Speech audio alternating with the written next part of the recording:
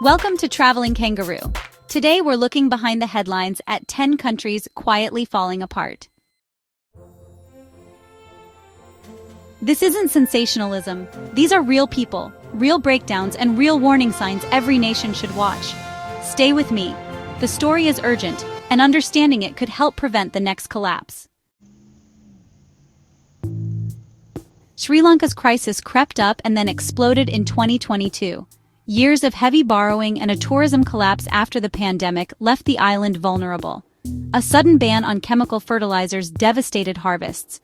Crop yields plunged and food imports became unaffordable. The rupee tumbled, inflation spiked, and fuel, medicine, and basic food items vanished from shelves. People protested in the streets, storming the presidential palace and forcing the president to flee. Today, Sri Lanka survives on international bailouts, and recovery is painfully slow. Nearly half the population struggles to meet basic food needs. The less-than-fast political fixes and bad economic policy can turn a peaceful nation into a humanitarian emergency in months. Pakistan sits on a different but equally precarious edge. With 240 million people and a powerful military, Pakistan could never be written off. Yet its economy and politics have been roiled by rapid inflation, currency collapse, and deep political instability. In 2023, inflation soared, the rupee lost huge value, and blackouts returned in many areas. Political upheaval, arrests, protests, and confrontations between civilian leaders and the military have left the state weakened. Lebanon shows how financial decay can erase a country's middle class almost overnight. Once a banking and commercial hub in the Middle East, Lebanon has seen decades of corruption and sectarian politics culminate in a financial collapse since 2019. The Lebanese pound has lost nearly all its value, banks have effectively frozen people's savings, and electricity and fuel shortages are routine. The 2020 Beirut port explosion destroyed thousands of lives and billions in infrastructure, and no one has been held accountable. Haiti is a tragic example of state breakdown driven by violence and impunity. Political assassinations, the collapse of national leadership, and the rise of heavily armed gangs have left large parts of the capital controlled by criminal groups. The police are understaffed and underarmed, hospitals and schools are frequently closed, humanitarian aid is increasingly hard to deliver because of security risks. Over 4 million people face acute hunger. Here, collapse is visible daily. It's the absence of safety and the inability of any government to enforce order. Venezuela's fall is, honestly, a cautionary tale about resource dependence and political concentration. Once it was one of the richest countries in South America, all thanks to massive oil reserves. But then, the economy collapsed under mismanagement, corruption, and these populist policies that really hollowed out the industrial base. Hyperinflation and shortages forced millions of people to flee their homes. The state, meanwhile, tightened its grip on institutions, suppressed dissent, and fractured public services. Sudan's recent collapse is a reminder that, when power struggles among elites turn violent, it's the civilians who suffer the most. In 2023, fighting between two rival military factions escalated into full-scale war. Cities became actual battlefields, hospitals and markets were destroyed, and millions were displaced. This conflict has erased the fragile gains made after the ouster of a prior dictator, and it's created one of the fastest-growing humanitarian emergencies in the world. When national armies and paramilitaries fight for control, honestly, there's very little left to protect ordinary citizens. Myanmar's democracy fell back into military rule in 2021, and honestly, the consequences have been devastating. The coup triggered mass protests that were met with brutal repression.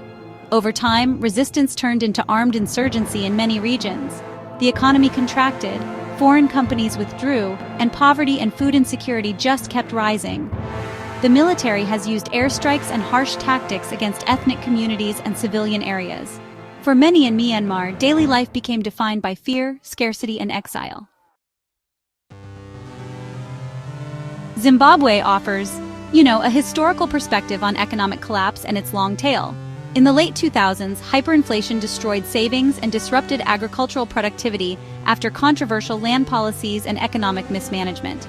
The country actually abandoned its own currency for a period and has struggled for years with high unemployment, low investment, and weakened public services. Even after political transitions, the legacy of hyperinflation and misgovernance continues to hold back recovery. Afghanistan's collapse was both rapid and deep following the withdrawal of international forces in 2021. The Taliban's return to power precipitated an abrupt end to much international aid that had funded government functions. Banks froze, cash shortages spread, and millions slid into extreme poverty. Women and girls saw access to education and work curtailed in many regions, and the country became increasingly isolated. The humanitarian crisis is severe.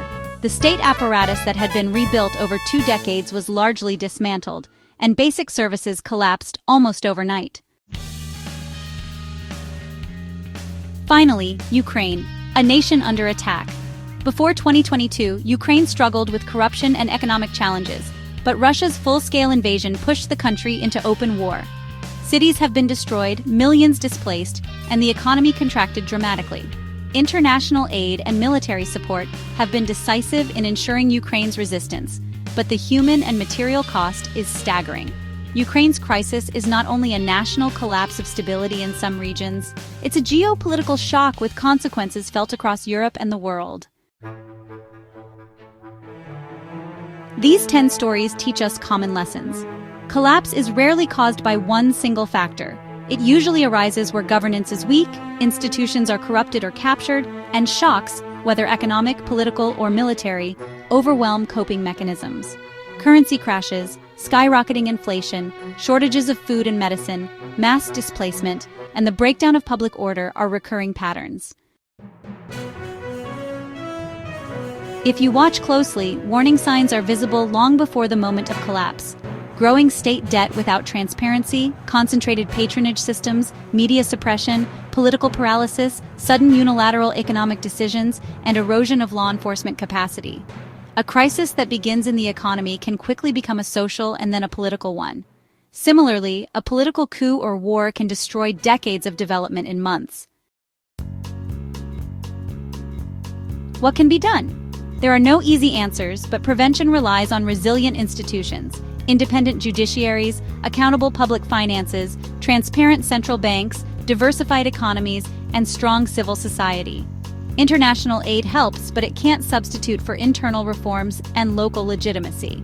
Rapid international responses work best when they coordinate humanitarian relief with efforts to protect institutions and promote political dialogue. We should also remember the human toll behind every statistic. Families forced to flee, children missing school, doctors without medicines, and everyday lives upended. These are not abstract failures. They are human tragedies that demand attention from the global community, not only during the headlines but in the quiet months when recovery can be put back on track. If you found this exploration useful and eye-opening, there are 3 things you can do to help our channel grow and stay informed. Subscribe to Traveling Kangaroo for more in-depth explainers like this. Follow us on social media for updates and additional context. And visit travelingkangaroo.com for sources, extended reading, and resources on how to learn more or help. Thanks for watching. And remember to subscribe to Traveling Kangaroo. Visit travelingkangaroo.com and follow us on social media for more. See you in the next video.